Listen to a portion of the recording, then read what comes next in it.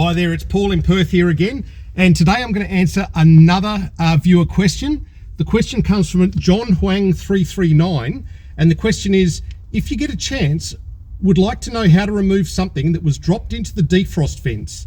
It's jammed where the HVAC selector won't fully go into defrost. Now John, you've asked the right question to the right person on exactly the right day, because I'm sending this car to scrap in less than 48 hours. But to answer your question, I've needed to destroy a dash, but because it's going to scrap, I am prepared to do it. Just to show you where I am, I'm in a BL Mazda 3, and I've used piano wire to cut through this parts of the dash so that I can remove the top 3/4 of the dash while leaving the bottom quarter, which is the quarter behind the HVAC controls, in, because that's what I need to do to show you how all this works. So let me get rid of the top 3/4 of the dash, and then we'll carry on.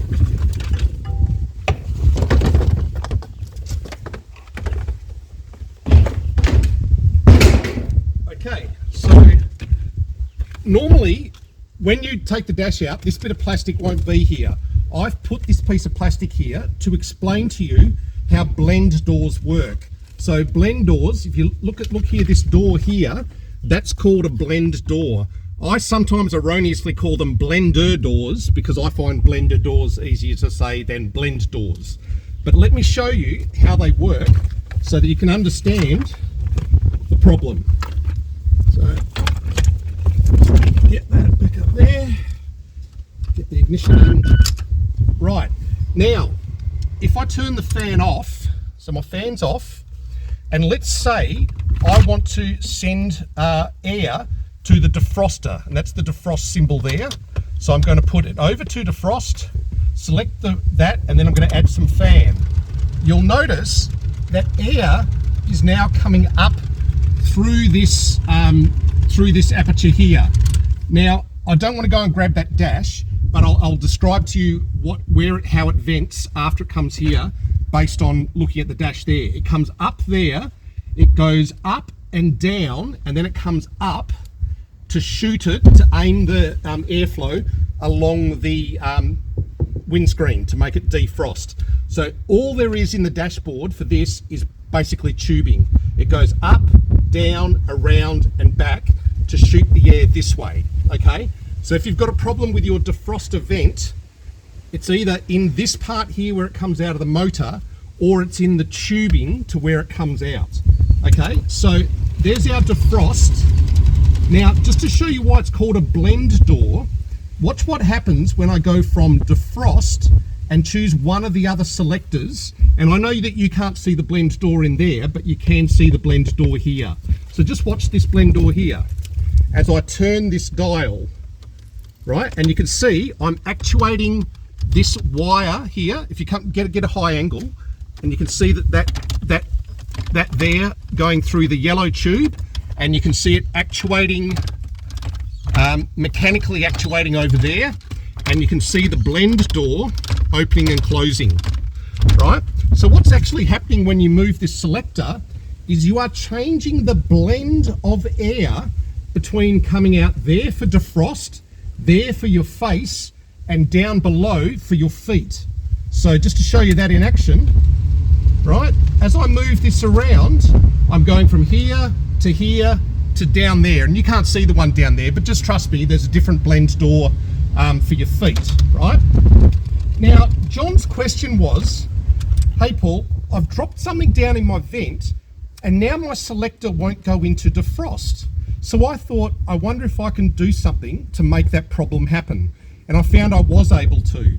If when this blend door is open, so it's open when it's on the face selection, if I put a foreign object in there, like a screwdriver, I can no longer, it actually won't move, or if I put it there, it'll let me get further, but I can't get round to defrost and to demist. And similarly, I found if I was in demist and I blocked the demist door, I wasn't able to get back around to here.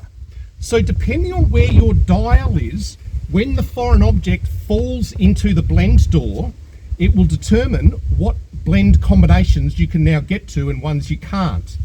Now, John said he couldn't get to demist. So I think what's happened is he's been on face, something has blocked that blend door, and now he can't get around because this door is obstructed.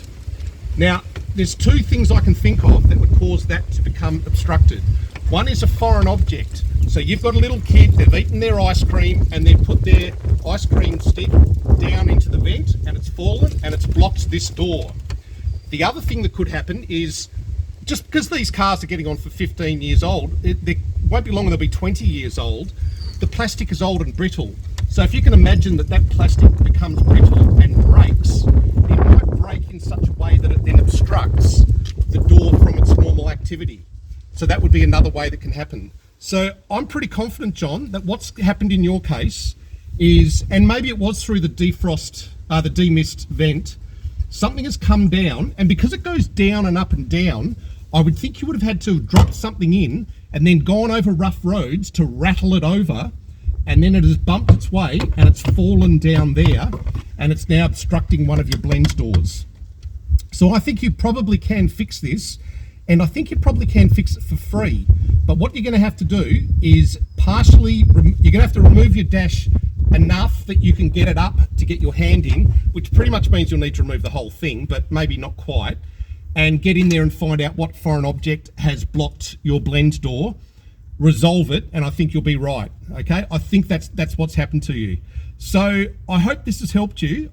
I would say that this setup in the BL Mazda 3s is pretty similar to other setups that I've seen in plenty of Toyotas and Fords and other things. So I think this video will be helpful for many people, not just Mazda people. But that's basically what's happened. Something is obstructing your blend doors, and you need to get in there and find out what it is. So I hope this has helped you, and if it has helped you, do me a favor, give me a thumbs up, give me a subscribe, maybe drop a comment and tell me what country you're from and what car you've got that you fixed this on. And it would be great to hear from you. All right, so thanks a lot from Paul in Perth. Be kind to one another. I'll talk to you again soon.